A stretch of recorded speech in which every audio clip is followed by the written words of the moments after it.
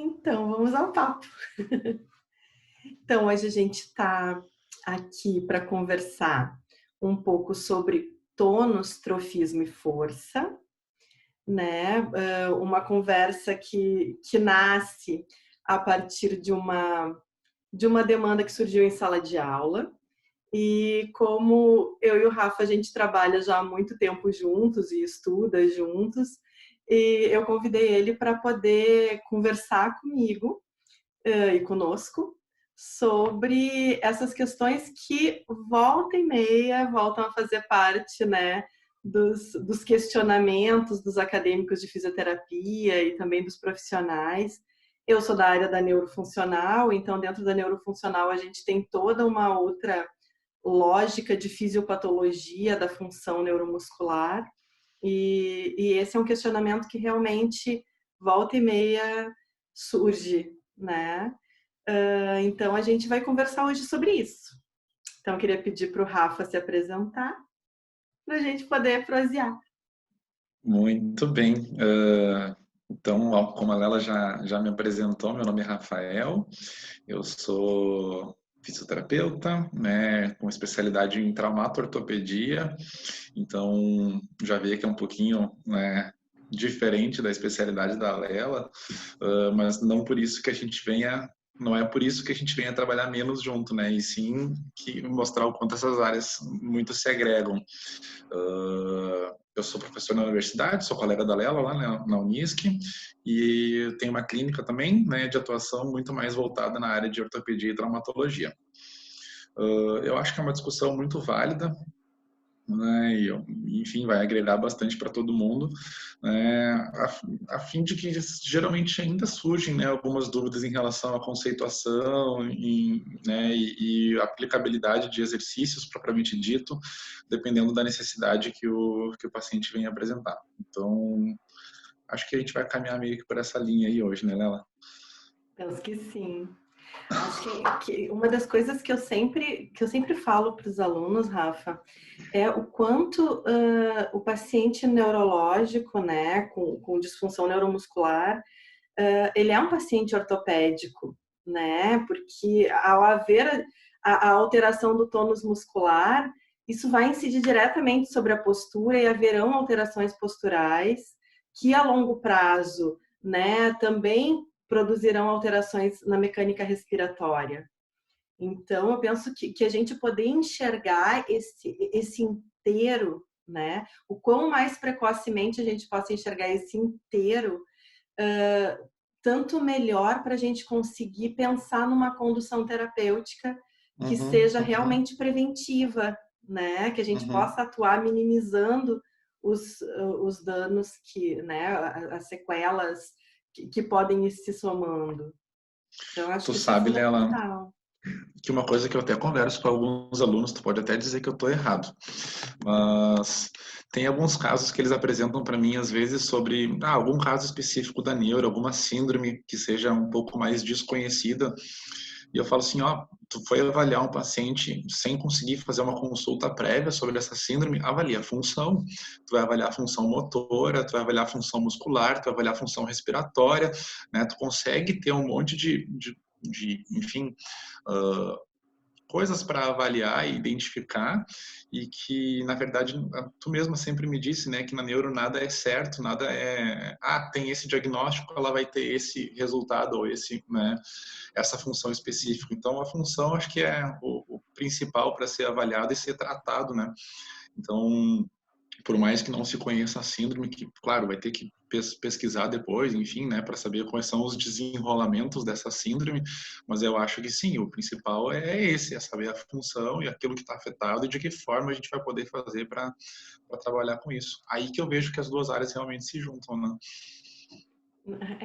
O que eu sempre digo para os meus alunos na neuro é isso, assim, a gente não, que é muito, né, muito reafirmando isso que você está dizendo, a gente não avalia a síndrome ou a lesão, a gente avalia o paciente, Isso né? aí, Então, se um isso aí. paciente me chega sem diagnóstico, o que eu faço? Eu não avalio, Né? Exatamente. né? Eu avalio a pessoa, eu faço uma anamnese, eu faço uma boa uma boa avaliação física para poder entender, né? A anamnese me ajuda a entender talvez aquela sintomatologia, mas eu preciso pensar no paciente, é ele que eu estou avaliando.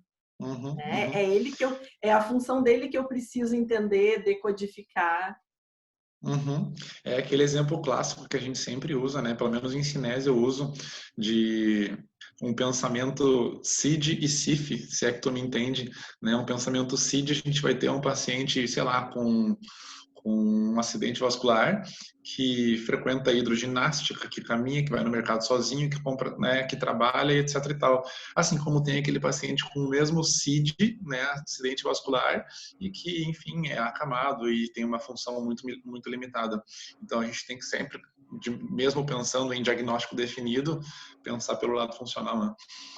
Sem dúvida, né? Porque o que eu, como eu costumo comentar, quando eu te digo, tu vai avaliar uma criança com paralisia cerebral, tu consegue saber o que tu vai avaliar? Não tem como Nada. saber, né? Tu pode saber a idade da criança e saber que ela teve uma lesão encefálica. Agora, que áreas foram acometidas?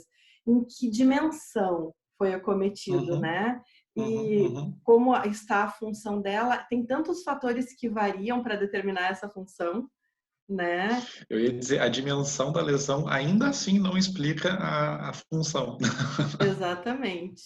Porque vai do quão precocemente ela iniciou a Uhum, fisioterapia, a qualidade da fisioterapia que ela recebeu, o tempo de fisioterapia, o quanto a família, né, entrou junto nessa terapêutica para ajudar durante o dia a dia.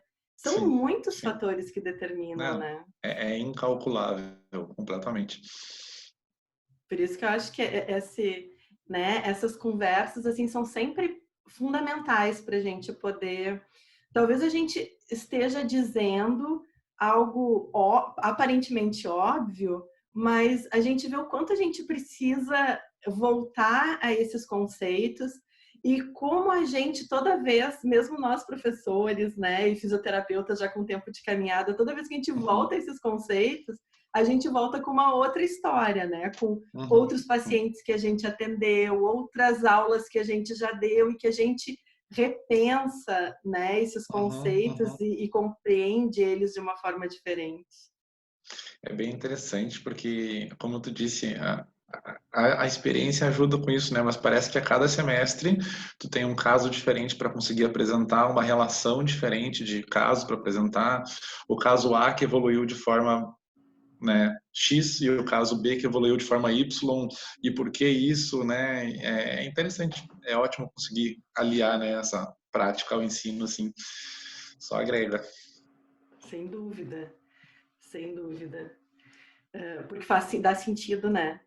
Não é o Exatamente. conceito pelo conceito, é o conceito aplicado a uma situação de vida, né? Que faz com que haja razão da gente aprender esses conceitos e rever eles sempre, né? Exatamente. E aí a gente vê que aquele conceito às vezes pode não fazer sentido nenhum, né? Quando a gente está com o paciente na frente ali e vê o caso específico em si e todas as, né, problemas secundários que geralmente o paciente apresenta, né? E é aí que vai ser o bom profissional vai se diferenciar para conseguir agregar isso aí tudo. Exatamente, exatamente. Então, vamos conversar sobre Vamos ao tema tonus-trofismo e central. força. Mas eu acho que foi bem bom essa nossa, né, esse nosso início de conversa, porque isso é dar contexto para né, para que servem esses conceitos. Eu Perfeito. trouxe de tônus um conceito que eu gosto, que eu uso, eu tenho alguns conceitos que eu uso nas minhas aulas de neuro, mas eu gosto muito do conceito de tônus que a Lídia Coriá nos traz, que era uma neurologista argentina, porque eu penso que ela, né, ela olha para o tônus de um jeito bem amplo, assim. Tem alguns outros autores que eu gosto de trazer junto para poder falar do tônus também relacionado às emoções, de como funciona isso, né? Mas eu acho que da parte inicial, assim, da gente entender o tônus, ela qualifica bastante bem. Ela diz assim, ó, que o tônus muscular, ele é definido, ela cita um outro autor, né, que é Bordas, como um estado de tensão permanente dos músculos, de origem essencialmente reflexa, e eu acho que aqui é um ponto que ela marca muito bem aonde que o tônus ele pega uma outra curva diferente do trofismo, né? Ele é de origem essencialmente reflexa, variável, ou seja, ele varia de acordo com o calor, com o frio, com o meu estado emocional, se eu estou mais tensa, mais relaxada, cuja missão fundamental tende ao ajuste das posturas locais e da atividade em geral, já que ele fundamenta a possibilidade do movimento a partir da postura, e dentro do qual é possível distinguir de forma semiológica diferentes propriedades. Cabe deduzir desta definição que o tônus, ainda que se expresse nos músculos, é uma atividade regida pelo sistema nervoso central. Pronto, podemos finalizar, eu acho, já, né, Léo? É um parágrafozinho, mas ela diz tanto que eu posso ficar uma aula inteira com os alunos falando de tônus, só a partir dessa definição que ela traz. Né? Ela traz uma definição muito completa e resumida, na verdade, né? Sendo que praticamente cada palavrinha que ela traz, tu consegue abrir uma árvore de conhecimento em cima de cada coisa. Exato. Ela tem esse livro que eu gosto de usar, é a Maturação Psicomotora no Primeiro Ano de Vida da Criança. É incrível, ela destrincha assim cada reflexo normal do desenvolvimento motor, as reações de balance, é muito legal. E eu gosto muito desse conceito assim do tônus, porque é isso, ele está na origem do movimento, né, da função toda.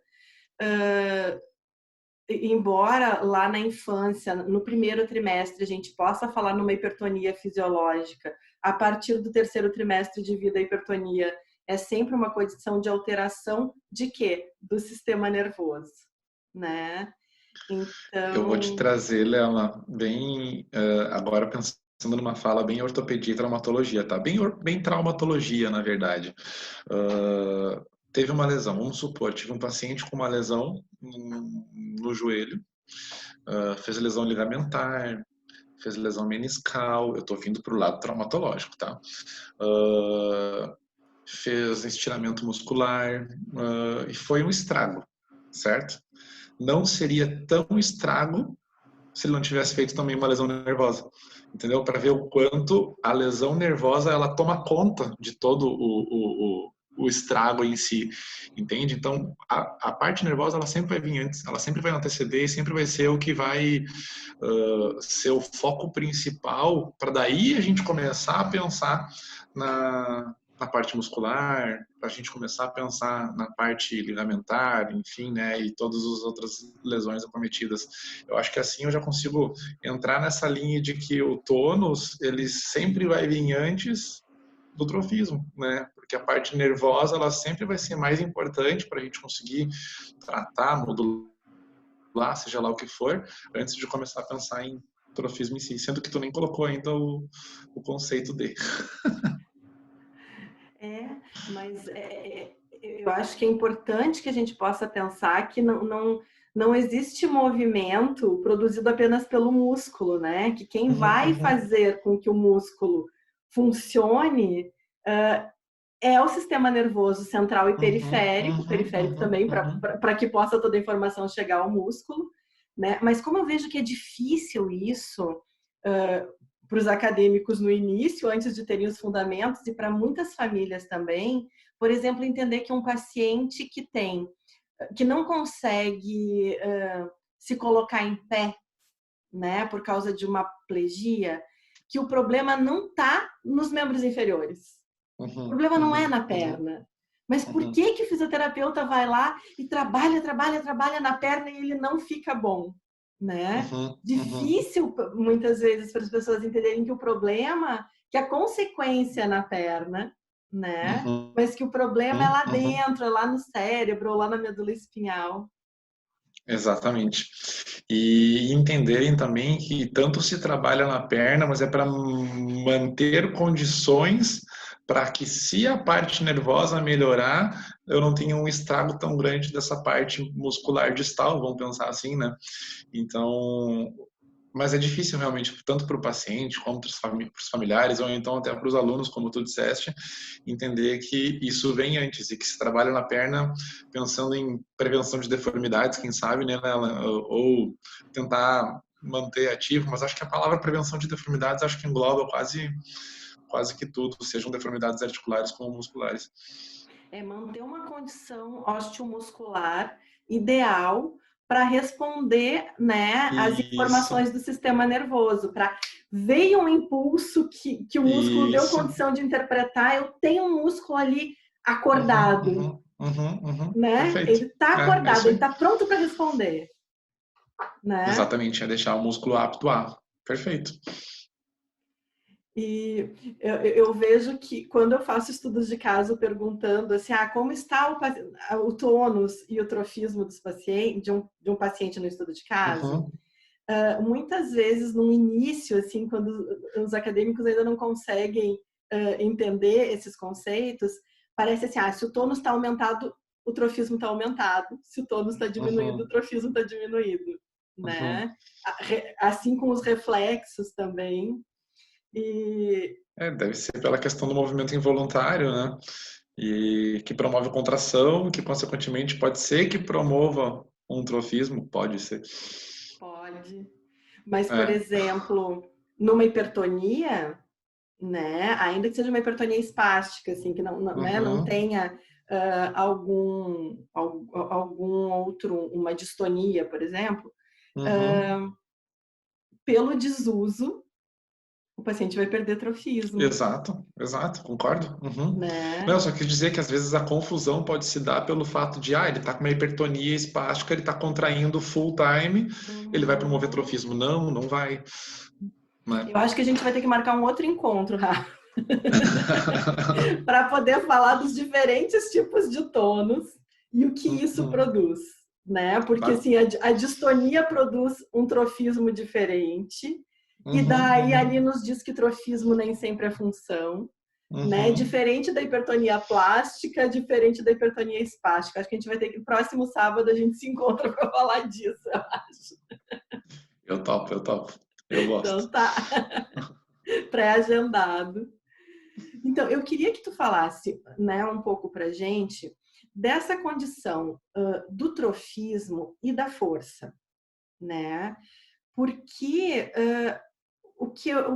às vezes eu vejo a discussão acontecer é, por exemplo, com o uso de corrente russa ou de Uhum, feias para melhorar a força, uhum. né? Ou a gente vê tanta propaganda de ginástica passiva, né? É só lá botar uns eletrodinhos no abdômen e ficar com o abdômen saradão, né? E tu Uhum. é da área da cinésio, é tão fácil assim, só botar uns eletrodos e ficar assim saradão do jeito que mostram naquelas propagandas.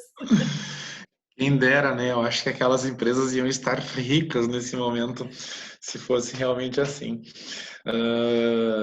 Então, sobre isso eu acho bem interessante, e por eu ser mais da área cinesioterapêutica, às vezes né, as pessoas dizem que eu carrego muito para um lado e deixando essa parte eletro de outro lado.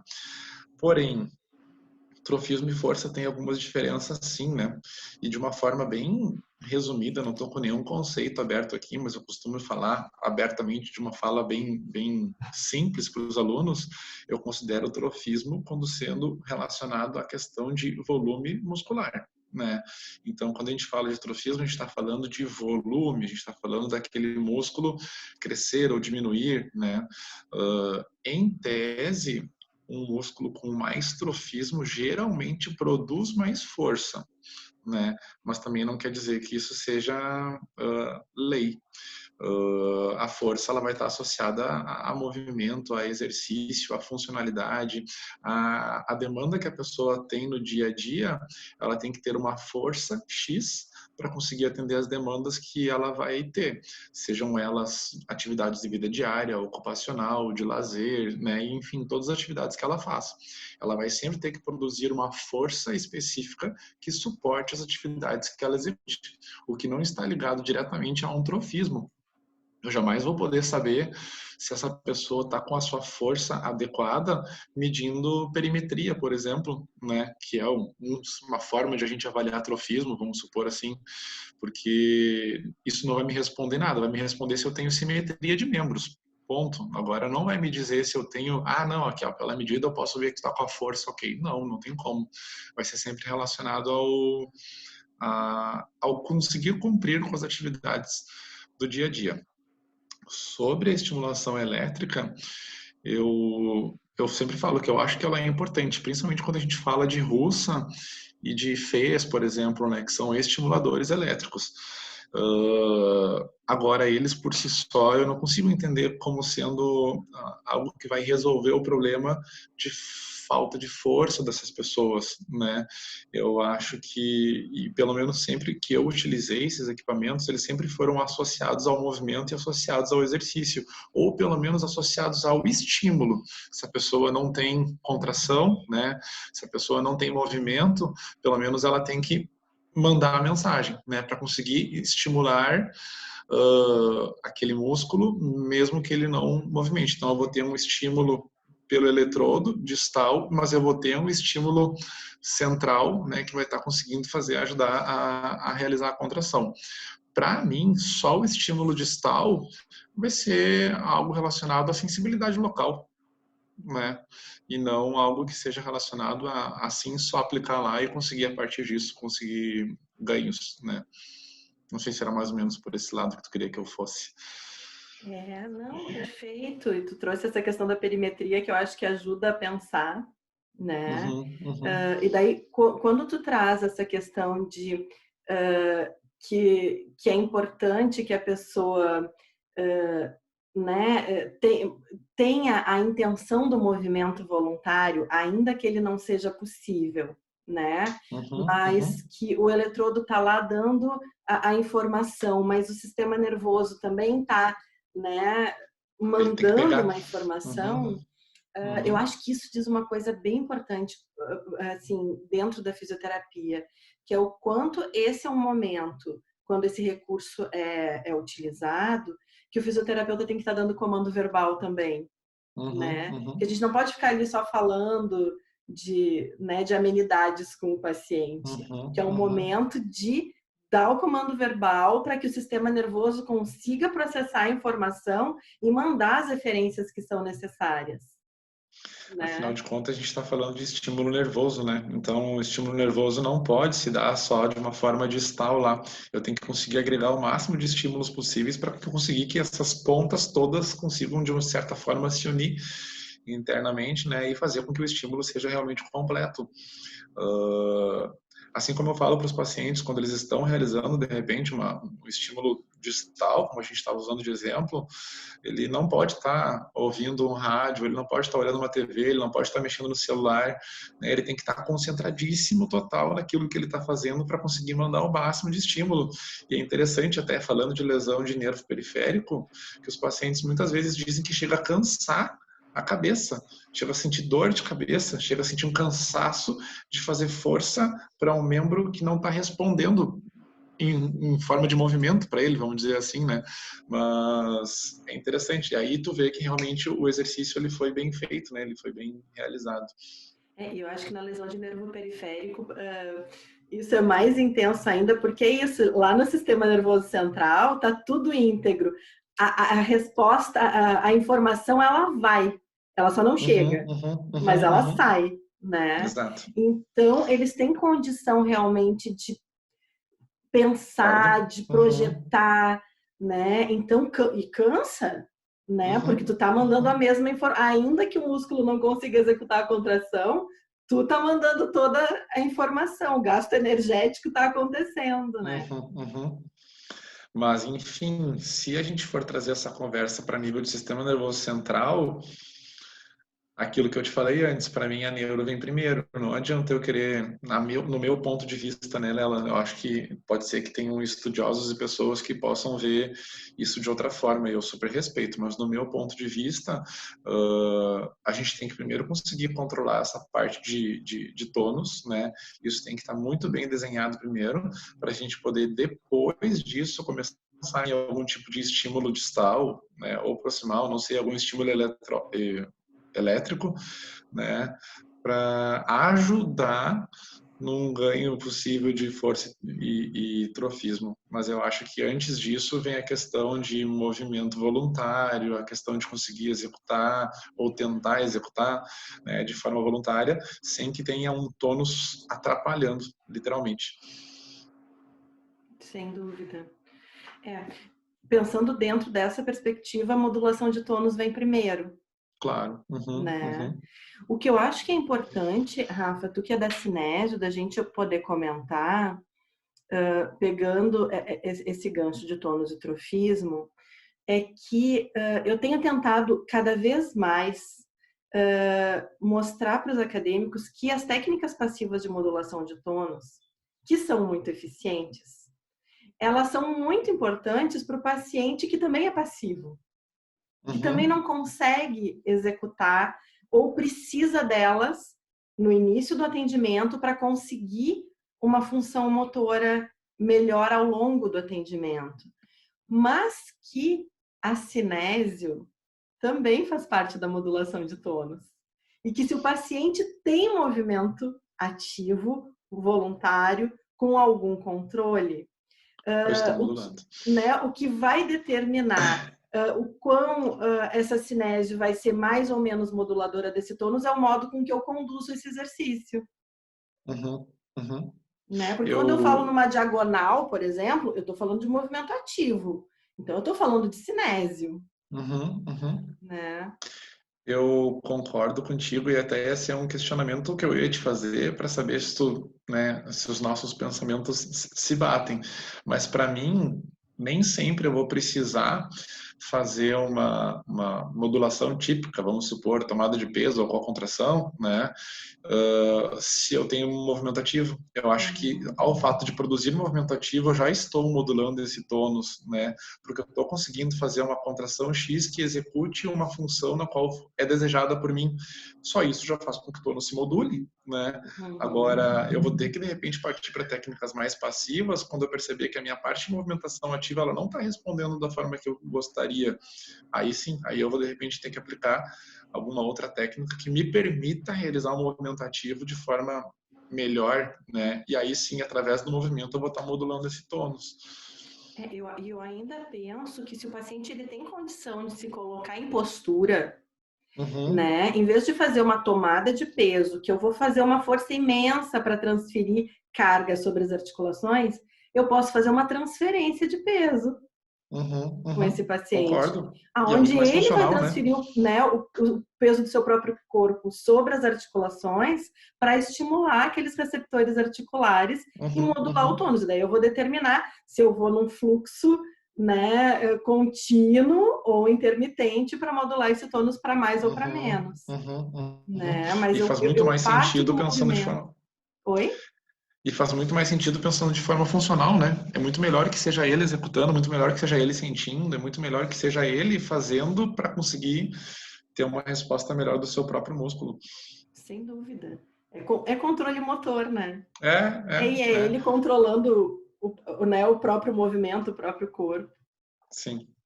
E para mim tudo parte desse controle motor inicial, assim, né? Para tu começar a pensar em força e trofismo, por exemplo, não adianta a pessoa trabalhar força e trofismo pensar que está trabalhando antes de ter algum controle motor, né?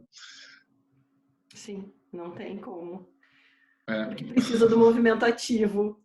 Isso aí, precisa saber contrair, precisa saber ativar direitinho, precisa saber, né, qual o movimento, a força que tu tem que executar para ativar, para daí, então, a partir disso, né, começar a pensar em mais. É difícil para a gente quando a gente tem controle sobre o movimento e as coisas se dão de forma tão automática. E é isso, né? É automático. Mas a gente já aprendeu isso lá atrás, a gente não nasceu com esses movimentos. A gente não nasceu uhum. sabendo sentar, a gente não nasceu Claro que não. sabendo ficar em pé, sabendo caminhar. A gente levou muito tempo para aprender e mais Uhum. tempo ainda para automatizar, né? Concordo. E Uhum. agora é tudo tão automático para a gente que é difícil, às vezes, pensar na lógica de quando há um dano, de que o automatismo não existe mais e a gente tem que criar Uhum. esse Uhum. movimento de Uhum. novo. E é treinar algo que teoricamente já era automático, né? Isso aí fica, às vezes, na cabeça do paciente mais difícil ainda de se pensar. E tipo, poxa, estou voltando a fazer, né, um aprendizado motor que antes já era tão, né? E sim, mas é eu conseguir saber o quão importante isso é, né? Eu acho que vai da função do fisioterapeuta também conseguir expor o quanto é importante isso, o quanto não depende somente, de repente, daquela hora de atendimento fisioterapêutico e de sim ter mais e mais e mais estímulos durante o dia e treinos e etc. E quanto mais melhor, quanto mais vezes melhor, né? Então, quanto mais vezes concentrado, quanto mais vezes ativando, eu acho que traz resultados melhores, né? Eu acho que essa tua última fala é fundamental. É quanto mais vezes concentrado, Com né, qualidade. Uhum. presente no movimento, não é um estímulo, né? Quando eu falo de estimulação sensorial ou motora, não é quanto mais melhor, é quanto mais e com mais qualidade, melhor, Uhum. Uhum. né? Uhum. E isso dependendo de cada contexto também, né? Mas Com certeza. não é um fazer por fazer, não é ficar lá fazendo um movimento mecânico, Não né? funciona. Uhum. Isso a gente comenta bastante também dentro da área da ortopedia e traumatologia, e já teve gente que eu fiz, sei lá, meia sessão de físio e já disse, ó, deu, vai embora, né? Que aquilo que era pra gente conquistar agora, já conquistamos, e a partir de agora vai ser só chover no molhado. Então, é preferível que essa pessoa vá embora e retorne, nem que fosse seja no turno seguinte, né, para conseguir seguir aquela outra metade lá com o músculo, ou enfim, o corpo todo, né, que já está mais preparado para o estímulo que vai receber. Mas sim, eu acho que não adianta querer o menos é mais às vezes, né? Só que mais vezes parcelado. Exato, exato. Fazendo as homeopáticas, Exatamente, né? exatamente. Eu acho que esse menos é Concordo. mais é fundamental, assim, em Uhum. muitos momentos. Até porque os pacientes, É. muitas vezes, eles têm essa coisa do mais, né? Do Uhum. vamos fazer, porque daí eu vou melhorar. Eu acho que é a coisa Uhum. do quanto mais melhor, a lógica do se ar de cura, Uhum. né? Uhum. Não, nem tudo Isso que dá para ar de ver. cura. É uma forma prática de exemplificar flexibilidade, né? A pessoa acha que quanto mais eu rasgar aquele músculo alongando lá, eu vou ganhar aquela flexibilidade em um alongamento só. E não, né? Não, não vai ser. Isso aí tem algo que tem que ser trabalhado muito aos poucos. Eu tenho que respeitar a dor que o músculo está me dizendo, eu tenho que, né? E assim vai. É, prática e treino. Exatamente. Ai, Rafa, eu queria muito te agradecer por esse papo. Que Eu seja o que primeiro agradeço de o muitos. convite. Fico à disposição sempre. Que bom, eu sei. Um A gente sábado de tem. manhã que começou com uma conversa muito boa. Sim, porque esse papo está sendo gravado num sábado de manhã ensolarado, né? Que foi o horário que a gente conseguiu, ainda que em plena quarentena, organizar nossos horários. Mas eu fico super feliz, porque assim, eu e o Rafa, a gente tem, né, uma amizade longa. O Rafa foi meu aluno, se tornou um grande amigo e depois um colega na universidade. E a gente se socorre muito, né, Rafa? Quando eu preciso Graças a Deus. da orientação da traumato-ortopedia, eu corro para o Rafa. E E a vice-versa. gente dialoga muito. Eu acho que isso é fundamental também, né? Para a gente saber que a gente é generalista, mas temos as nossas especificidades e que a gente pode, e o quão é bom a gente ter um colega para trocar ideia, né? Como agrega, como acrescenta, né, Léo? Então, me faz lembrar dos nossos períodos de supervisão de estágio conjunta, né? O quanto um se remete ao outro, dependendo do caso que aparecer, e o quanto cada um de nós cresce, né? como profissional a partir dessas discussões. Eu acho ótimo te ter do lado. Eu também.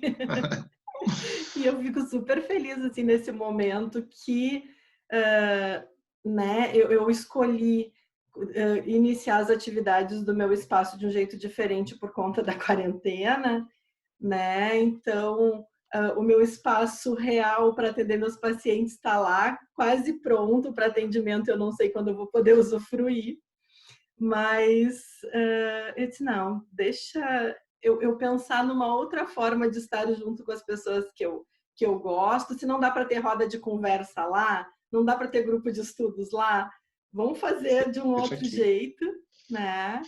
E poder, né, poder levar esses nossos estudos, partilhar com outras pessoas, né? A roda de conversa pode ter certeza que vai ser muito maior aqui do que lá, tá? Cabe muito mais pessoas. Com certeza, com certeza. E é bem legal até, né? De quando o vídeo for ao ar, quem estiver com a gente entre na roda, né? Que possa nos mandar questionamentos, se quiserem, né? Para a gente poder dialogar, de repente até fazer outros vídeos a partir de outras Dúvidas que venham a surgir. questões, né? Então é bem bacana. Eu queria te agradecer um monte. Esse foi o primeiro vídeo gravado nessa, né, nessa ideia desse bate-papo sobre físio, reeducação. Não sei se sobre fisioterapia, sabe? Porque eu acho que é muito mais sobre neuroaprendizagem, né? Visto de diferentes perspectivas do aprender, né? Aqui no caso do aprender o movimento ou reaprender o movimento, do que de fisioterapia mesmo, né? Porque essa nossa conversa pode ajudar a clarear ideias de Outros profissionais. acadêmicos, mas também de outros profissionais, né? Da área da educação, da área da saúde, familiares. Então, eu vejo muito mais como um bate-papo sobre neuroaprendizagens. Verdade. A gente ficou bem na base da base da base, mas eu acho que foi super válido, pelo menos para mim. Eu já saio carregado dessa nossa conversa de hoje. Eu também saio abastecida. Isso. Né? De outras aprendizagens, porque sempre que a gente bate papo, são outras aprendizagens que vão, Exatamente. né, abrindo, a gente vai formando novas Com certeza. sinapses. Né? E essa delícia do quanto uma conversa teoricamente acadêmica, teoricamente no sentido de, pode até que seja só acadêmica, pode ser tão prazerosa, né? Eu sempre que eu me remeto ao lúdico, eu remeto ele ao sentido de prazer. Nem é isso, a gente é tão encharcado desse desejo de fazer, desse prazer de fazer, que vai muito além do papo acadêmico, e eu acho que ele amplia muito também, porque quando a gente é muito cheio de desejo, assim como a gente quer ler mais, a gente quer conversar mais, a gente quer saber mais, né? É E aquilo não que eu se digo, né, importa de se Lela? encontrar num sábado de manhã cedo para ter esse papo. Não adianta tu só ler, não adianta tu só ficar em artigos, livros e, enfim, agregando conhecimentos. Tu não vai conseguir discutir com um profissional sobre esses assuntos que tu vem lendo, que tu vem estudando e eu acho que é aí que o aprendizado vem à tona realmente, né? Em que eu falo X, tu fala Y e isso aí faz sentido. Então aí tu pensa, não, eu tô no caminho certo mesmo. Eu acho que é isso. O Rubem Alves, ele fala, há muito tempo eu li um livro dele sobre ciência e sapiência, é o nome do livro. E ele faz uma analogia com a comida mineira, sobre isso que tu tá falando, que é muito legal, porque ele diz assim, se tu comer, e não parar para digerir, tu vai ter uma indigestão. Né? Então, Faz se eu todo sentido.